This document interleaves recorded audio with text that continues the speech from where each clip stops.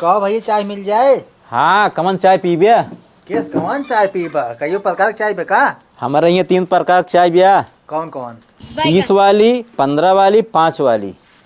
3 प्रकार के चाय बाटे तो हमू का डाइक बनावत था तू। जानता तीनों चाहिए में एक ही चीज पड़े, एक ही चाय पत्ती रहे, एक ही प्रकार की चीनी रहे, एक ही प्रकार का दूध रहे। तब तो बहुत बढ़िया बात है। वही 5 वाली ना 3 चाय मंगावा। ठीक बा।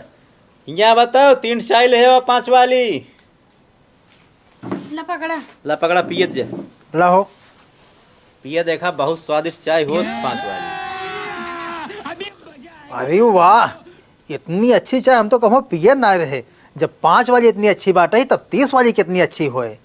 कहो हमें काउ डायर रहा बताऊ बा। देखा जब 30 वाली चाय हमारे ये बना था वो हमें शुद्ध चीनी बड़े दाना वाली और शुद्ध चाय महंगी वाली हुई चाय एकदम प्योर दूध डाई जात है।